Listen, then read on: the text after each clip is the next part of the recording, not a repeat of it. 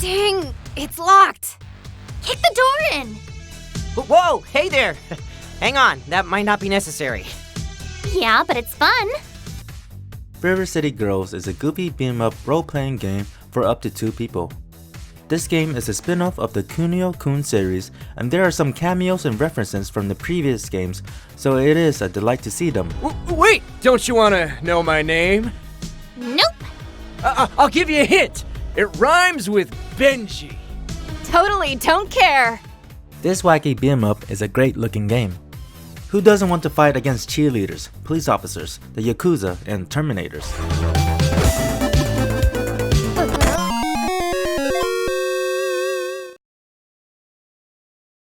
So what are you two supposed to be? Girls? High schoolers? I'm sorry, I don't understand the question. The story follows Kyoko and Misako, 2 high school girls that found out that their boyfriends were kidnapped.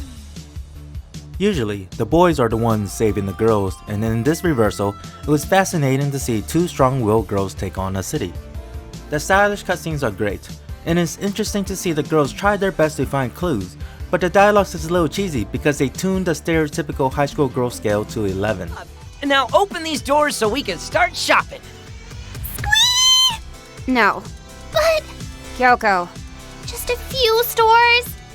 But I don't get to see this often in our vast array of serious military shooter games. I was almost surprised with the dialogue because it's really not what I hear from games.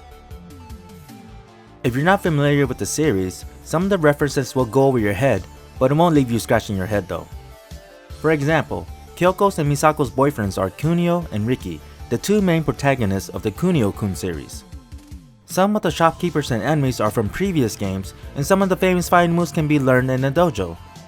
But the ending might seem strange and even terrible because it references some games that only some hardcore fans would know on top of their head.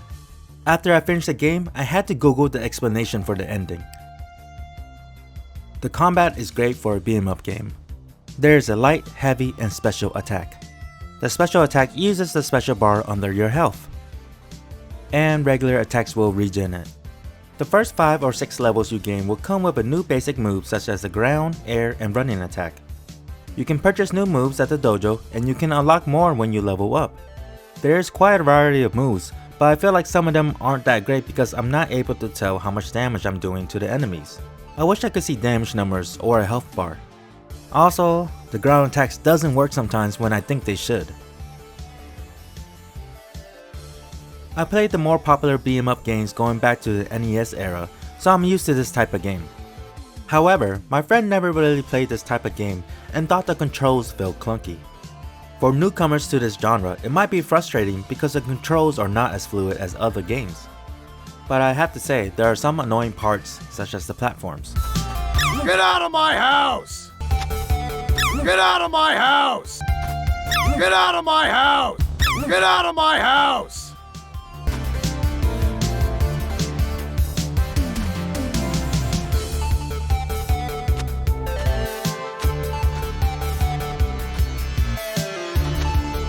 Get out of my house! Luckily, there was only a couple parts where I needed to navigate the room using platforms. Also, when I'm fighting the enemies, I would sometimes accidentally go to the next screen because the light attack and the next screen are the same button. This happened quite a few times. It was really annoying, but I just learned to run away from the sides so this wouldn't happen again. Even though it is a 2-player game, there is no online functionality, but I've noticed a lot of co-op games are doing this, so it's almost not a surprise to see this.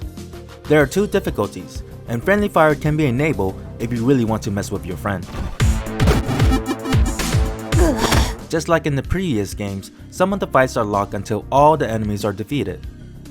The enemies give out XP and drop money, but none of them are shared, so make sure to pick it up before your friend does. The money is used for buying new moves at the dojo, buying health items, and accessories for a small buff. Bosses and quests gives out XP and money, and each player will get the same amount. If one of the players is knocked out, an angel starts to fly away to the sky. The other player can revive them by kicking them while they are on the ground, forcing the angel to come back into the body. If the angel is high up, you have some kicking to do. But also, if the angel is low, you might just need only one kick to revive your friend. I think it's one of the best things in this game because I'm stomping on my friend to help him out. You can equip 2 accessories, and they can be bought at shops or awarded through quests or boss fights. Most of them are pretty minor, or the requirements are hard to come by. There is one though that gives you 1 more second of invulnerability after being knocked down. And that's probably the best one other than the endgame items. The art style is great and the animation is amazing to watch. The fighting moves are stylish and really fits in with this quirky game. The enemies' animation aren't as great but still really good. When I enter a shop, I end up just looking at the background and characters. Even some of the camera angles are more from the shop's perspective, giving us a better look at the shopkeeper. For the bosses, the cutscenes are really short, but that's okay because the story are sometimes told in a comic book style format. It makes it more interesting than just watching a cutscene. But when I have trouble with a boss, I will need to start over from the cutscenes. I can skip them, but sometimes I need to do it 4 times for a single boss. Why can't I just skip all of them at once? I truly enjoyed the beat 'em up genre, and I wish there were more games like this. It's like having a break from the mundane world shooters and big sprawling maps with a million things to do. I enjoy beating up and stomping on the different types of enemies, even when there are some hiccups here and there. Get out of my house! I genuinely laughed at a few moments because of the zaniness of this game. I bought the game for $30, and I thought it was a little steep because I finished it under 7 hours. But if it means more games like this, I am happy to pay full retail.